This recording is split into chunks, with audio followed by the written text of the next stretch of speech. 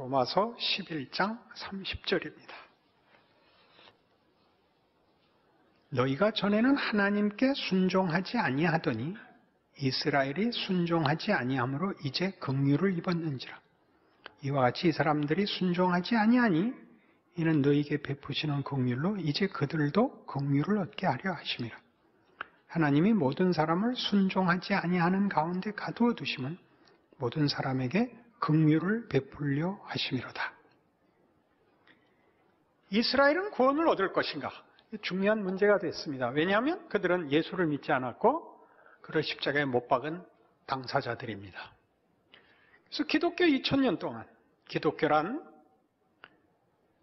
유대교와 동일한 뿌리를 갖고 있으나 유대교가 유일하신 하나님을 믿고 율법을 그 내용으로 삼고 메시아를 보내줄 것을 기다리고 있는 구약이 전부인데 반하여 기독교란 그 약속이 예수 안에서 성취되었다는 것을 알고 있는, 그래서 예수교인 것입니다.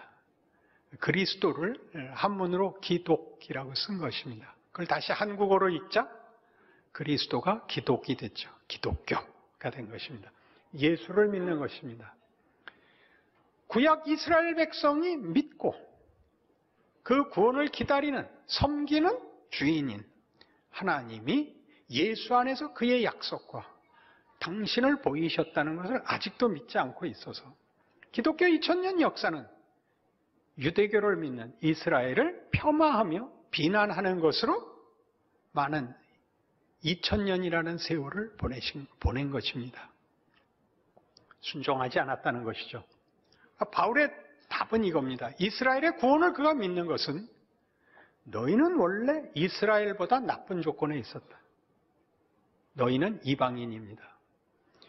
이스라엘은 약속을 주고 함께 한 하나님을 결국 거부했지만 너희는 이스라엘이 가졌던 역사와 과거를 가지지도 않은 자였다.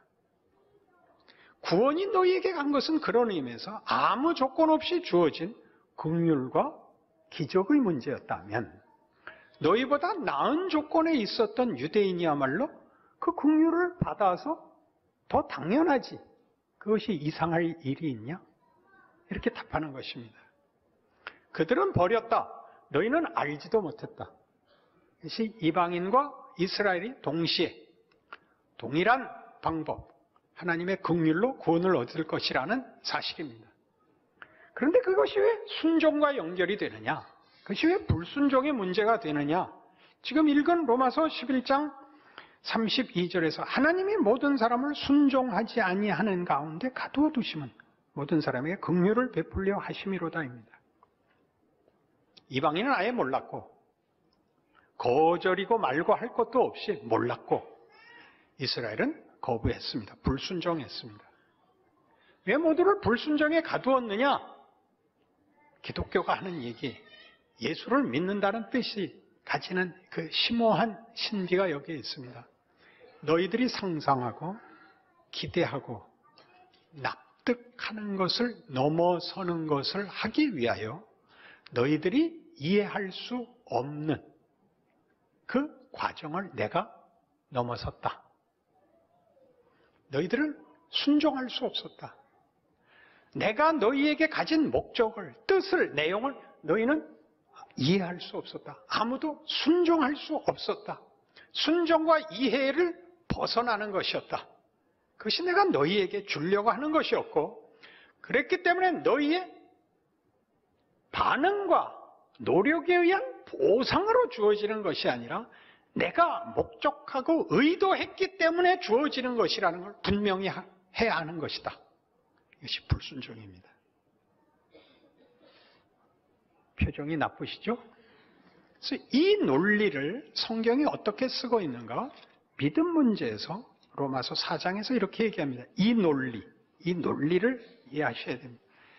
기독교 신앙의 논리. 로마서 4장 13절. 아브라함이나 그 후손에게 세상의 상속자가 되리라고 하신 언약은 율법으로 말미암은 것이 아니요 오직 믿음의 의로 말미암은 것이니라. 만일 율법에 속한 자들이 상속자이면 믿음은 헛것이 되고 약속은 파기되었느니라. 율법은 진노를 이루게 하나니 율법이 없는 곳에는 범법도 없느니라. 그러므로 상속자가 되는 그것이 은혜에 속하기 위하여 믿음으로 되나니 이는 그 약속을 그 모든 후손에게 굳게 하려 하심이라. 율법에 속한 자에게뿐만 아니라 아브라함의 믿음에 속한 자에게도 그러하니 아브라함은 우리 모든 사람의 조상이라. 아브라함은 믿음의 조상입니다. 아브라함이 하나님을 믿었습니다. 그것은 우리가 아는 믿음이 아닙니다. 아브라함은 약속을 받았습니다. 약속을 한 자의 몫입니다. 내가 너로 열국의 아비가 되게 하겠다. 하나님의 약속, 하나님의 의지, 하나님의 뜻입니다. 그 약속을 받은 첫 번째 사람입니다. 그는 열국의 아비가 될 것입니다. 하나님이 아브라함을 부르신 것 같이 우리 인류를 부르실 것입니다. 언제야 성취됐죠? 예수님 오셔서야 성취됐습니다.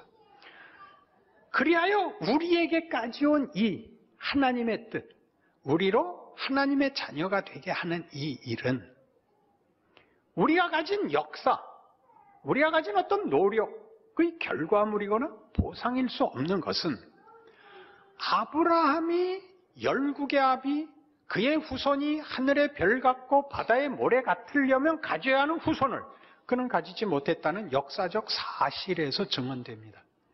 그런 자식이 없습니다. 이삭이 있죠. 이삭은 아브라함이 낳은 자식이 아닙니다. 이삭에 관한 그 후의 설명, 지금 로마서 4장 17절에서부터 그 뒤로 나오는 이삭 얘기가 나오는 이 이야기는 이삭은 약속의 자녀다. 약속의 자녀다. 약속의 자녀가 하나님이 주기로 하여 생겼지 너와 사라가 낳은 애가 아니다. 그러니까 증거하는 것입니다.